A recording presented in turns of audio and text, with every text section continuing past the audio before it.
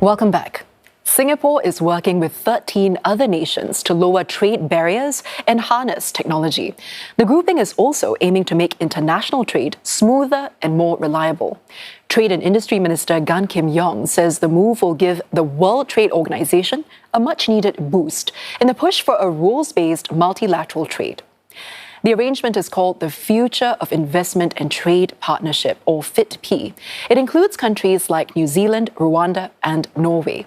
Mr. Gan says the partnership comes amid strains on free trade and risks of a fragmenting global economy.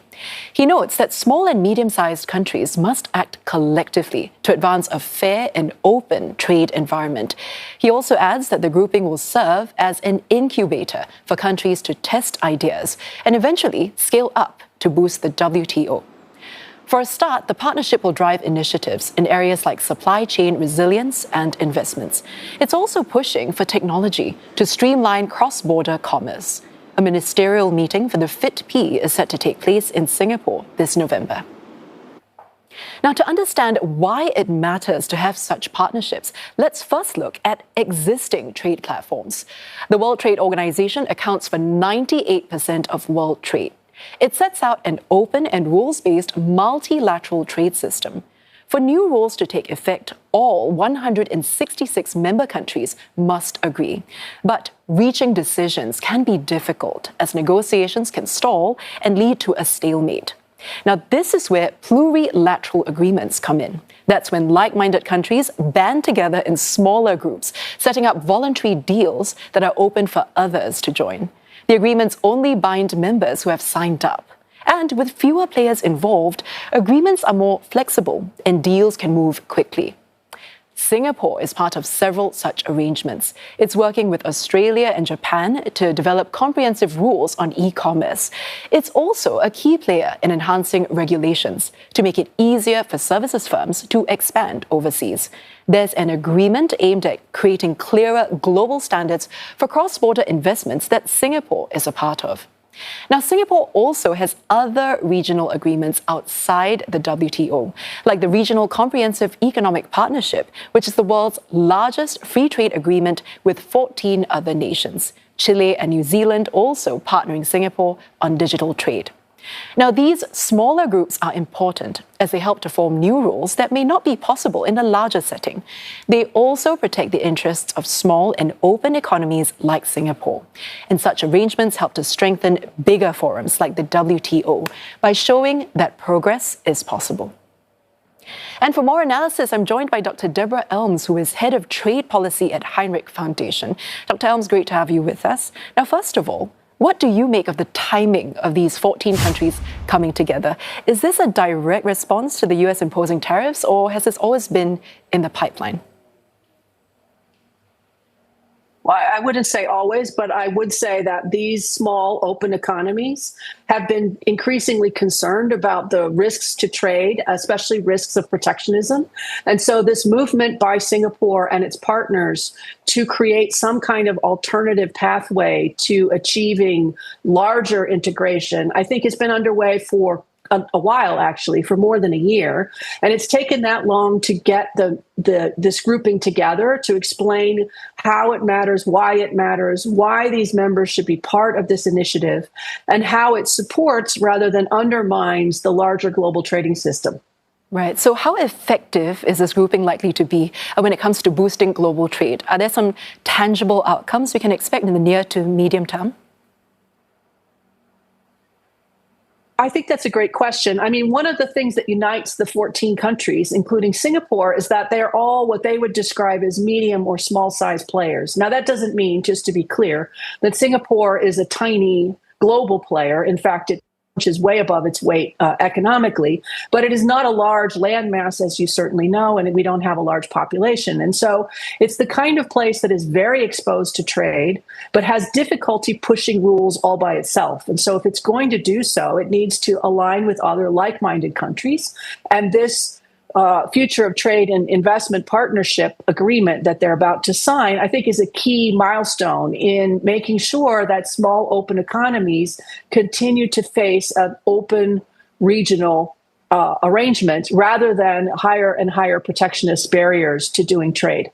Right, and the top priorities then of this partnership are the supply chain resilience and also to facilitate investment and non-tariff barriers.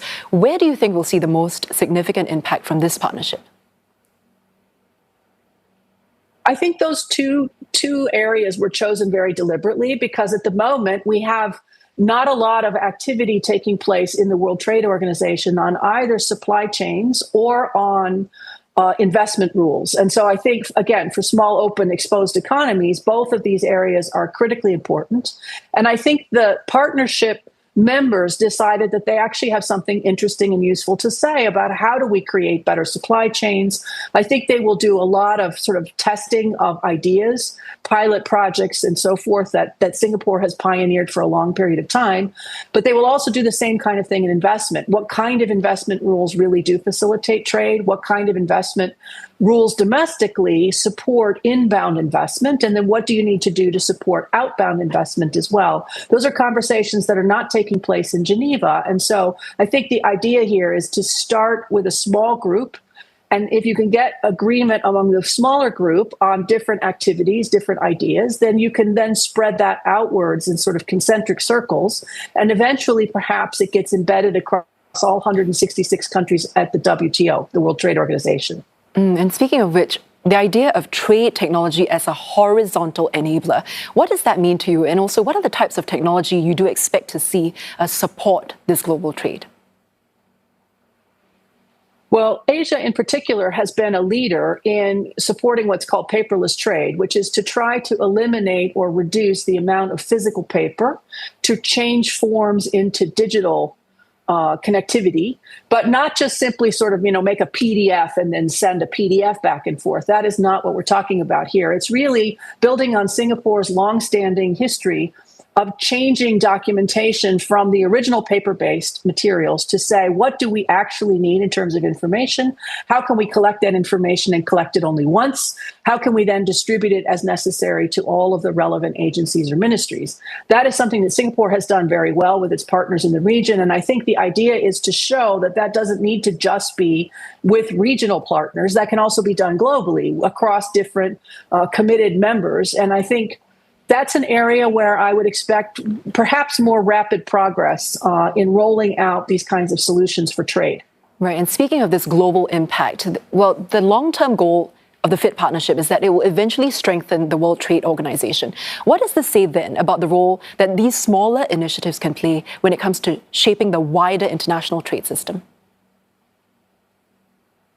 Well, I think that this is a time when we desperately need new ideas, we need new initiatives, we need new approaches. And I think this partnership has the potential to help unleash new creativity in an organization that has been stuck for a variety of reasons. It was stuck even before U.S. President Donald Trump decided to make world trade very different than it used to be.